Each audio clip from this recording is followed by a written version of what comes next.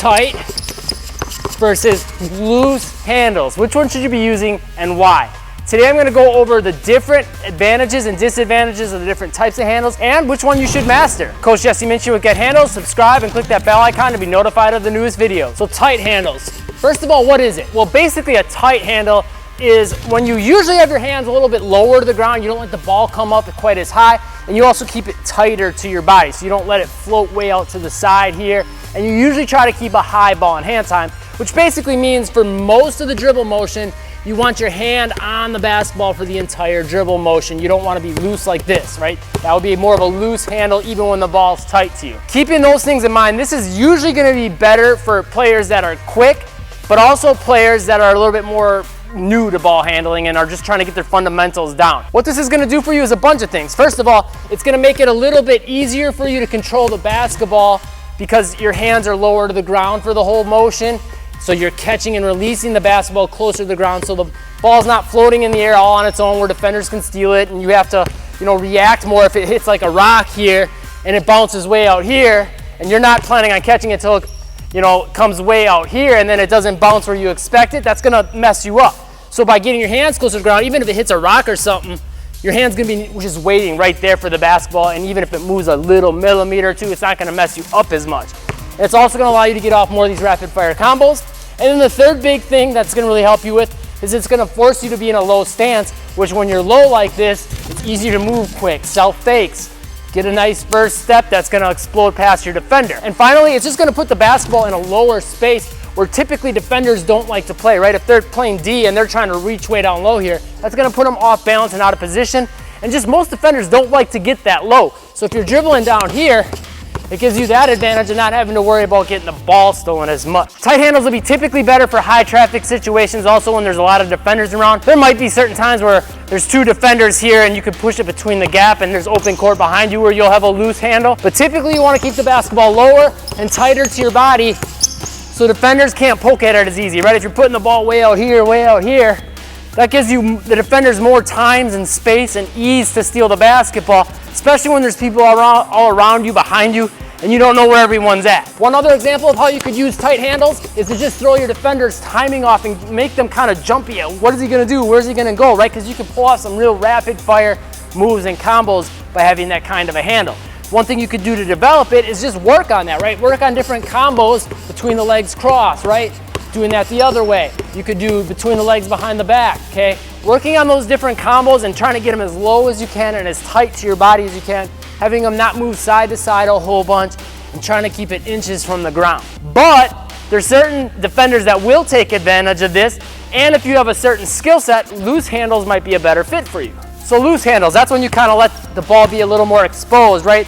You'll push it out there and have a lower ball in hand time, or you'll put it out further from your body in things like your Iverson cross, or you'll be kind of slow with your handles. So basically, in a nutshell, it means having the basketball a little further from your body, a little bit lower ball in hand time, and being willing to dribble the basketball a little bit higher, even up to that shoulder height. What type of players would want to use this and why? Well, if you have long arms, first of all, having a loose handle can help if you've got good ball control, and that's the other type of player it's going to be really good for, is players that have kind of advanced past that tight handle, and now they feel like, okay, I've got good control over the basketball. They got quick, shifty footwork, and they're able to sell their fakes well. They're able to read their defender well. If you have those attributes, then putting a little bit more of a loose handle in the mix can pay off because you can take advantage of exploiting what the defender is going to do by going for the basketball, right?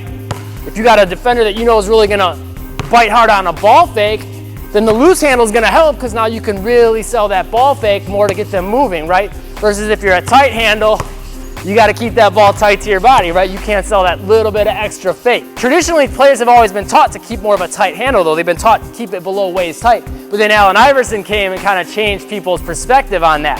So something to keep in mind is coaches will tell you not to have that higher dribble and have that looser handle where the ball's out wide because they say it can get stolen. The key thing you want to keep in mind with it is, for the most part, most of your dribbles, again, you can have a low ball in hand time, but most of the time try to have that high ball in hand time. If my hand is on the basketball still and I have a high ball in hand time and the defender tries to steal it, I can react quickly, right? I can put it behind my back, crossover, I can push it out further this way to beat them. I can take advantage of really anything they do because the basketball's in my hand. One other really good way you can use a loose handle is if you're close to your defender, you could dribble tight here, but that also puts it a little bit closer where they can steal the basketball.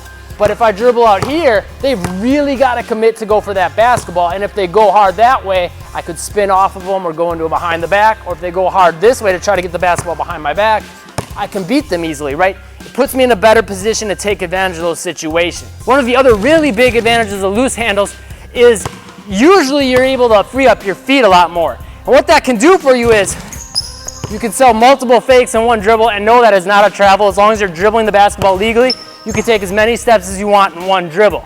But that can help you sell extra fakes. But even more importantly, and the way you'll see a lot of NBA guys do it, a lot of times they'll dribble higher when they're covering ground, trying to get somewhere on the court to create separation for a step back or to blow by a defender. But if you're dribbling way down here, it's harder to do that because you're constantly having to bat at the ball and time your footwork with it. That higher dribble frees up your feet to move more easily and cover more ground. Now you can use a low dribble to start covering ground with your first step as well. But typically, that higher dribble is going to give you that option a lot more. And if you watch players in the NBA when they're playing in games, almost all the time, when they're really covering ground, the ball comes up to about shoulder height on them. And they'll also use this as a setup to get themselves in position to start moving and covering more ground more quickly on those steps. Now, which of the two should you be using is the question of the day, right? I kind of gave you some ideas based on your abilities of what you should be using, but the answer is both, because there's advantages to having each, right? That's gonna make you more unpredictable so defenders can't see what's coming, and you can string together some nasty combos. Stephen Curry typically has a little bit of a tighter handle, but from time to time he'll do things like put the basketball a little bit higher and go inside out between the legs. James Harden mixes that stuff up big time. He'll go kind of slow and relaxed, but keep the ball kind of tight, and then he'll sell a big fake.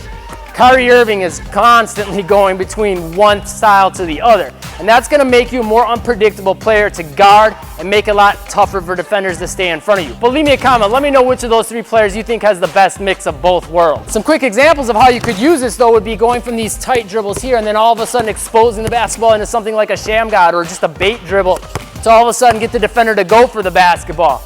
You could kind of stay in this zone here.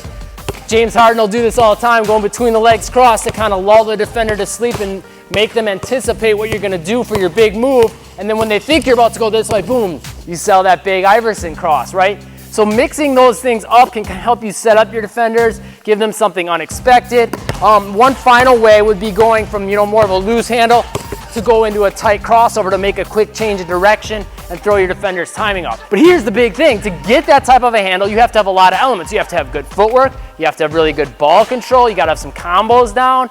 You got to be on balance with your feet to take advantage of both these types of handles. I got to wait for you to do all that. Click the top link in the description. It's a free workout. It's already helped thousands of players. I'm sure it'll help you too. Just click that link, pop in your email. I send it to you instantly for free. And if you haven't, subscribe and click that bell icon to be notified of the newest videos. I'll see you in the next one.